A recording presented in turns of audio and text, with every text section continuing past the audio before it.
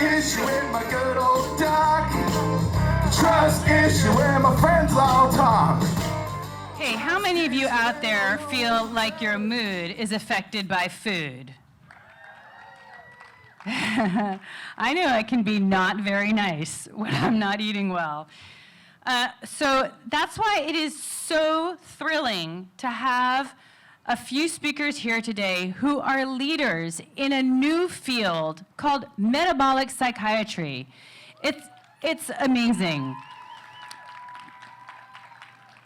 This new area of study is transforming the treatment of mental disorders by exploring the connection between metabolism and brain health.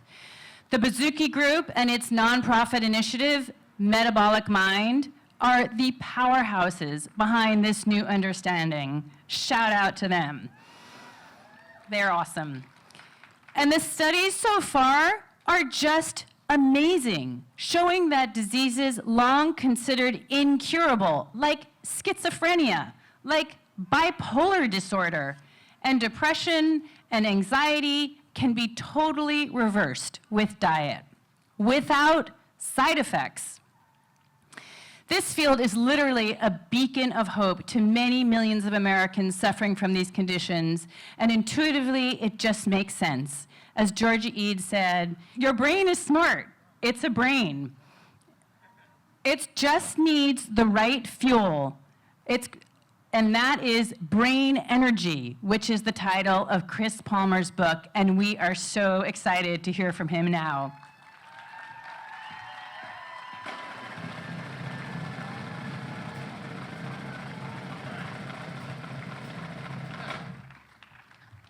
Wow. Thank you all for coming out and supporting the metabolic revolution.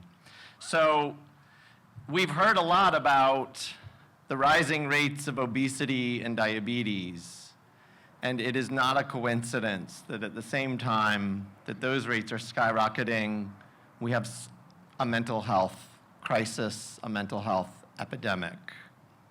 For those of you who don't know, we have record rates of a wide range of mental disorders.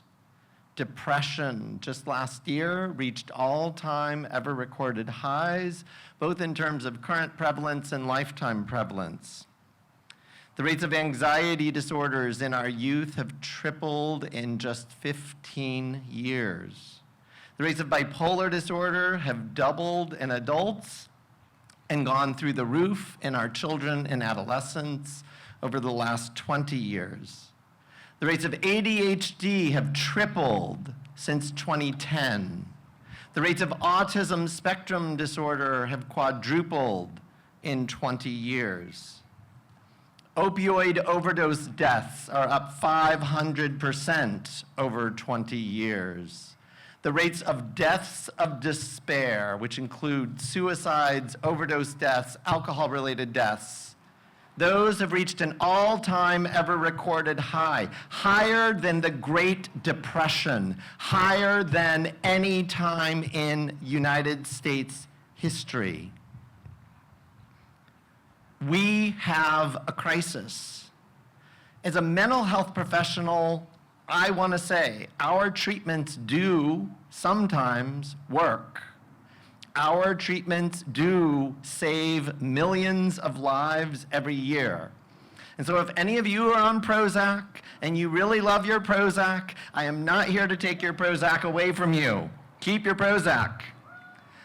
But the uncomfortable truth that we need to reconcile is that millions and millions of people are getting the best treatments available and are not getting better. And these people are desperate. I want to see a show of hands right here. How many of you know somebody suffering from a mental illness and not doing all that well? Raise your hands high. I want you to look around. This affects all of us, all of us. And the reality is that when you have a mental illness and you are doing everything that you're told and taking all of the pills that they're giving you and doing all of the psychotherapy week after week after week, and you are not getting better, you begin to feel afraid. You begin to feel like you are defective. You begin to feel deep shame and humiliation. Too many people are left without answers, without options, and without hope. Now, I am not here to end on that pessimistic note. I am here with a message of hope and recovery. Because the reality is, the science over the last 25 years, as much as people hate science, science has been amazing, and it now allows us to connect the dots of what exactly causes mental illnesses across the board. And at the end of the day, mental disorders, the kind that make you chronically depressed, or have panic attacks for no reason, or have obsessions and ruminations, or be paranoid, or have hallucinations, all of those disorders are metabolic disorders affecting your brain. And what this science leads to is hope. Because we have metabolic treatments, like the ketogenic diet. And the reality is, I am hearing from thousands of people. I have seen dozens of people in my own practice, and I'm hearing from thousands of people around the world, and some of those people are right here. People who have recovered from chronic, unrelenting depression and suicidal thoughts. People who have recovered from bipolar disorder. People who have been told you will have schizophrenia for the rest of your life. They have achieved remission and recovery. They have new lives.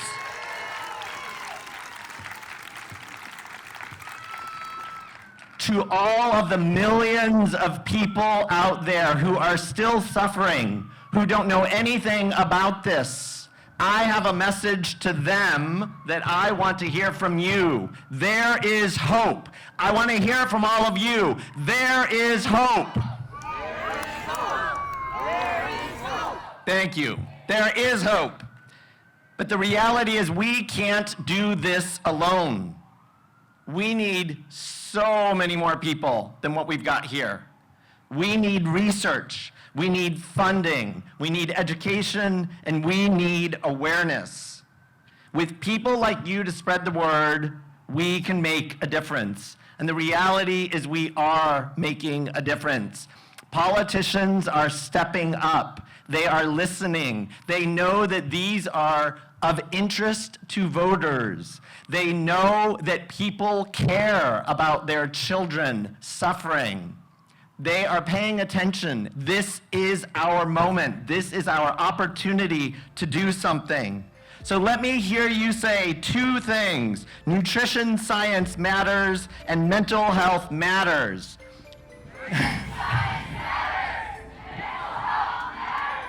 All right, thank you so much.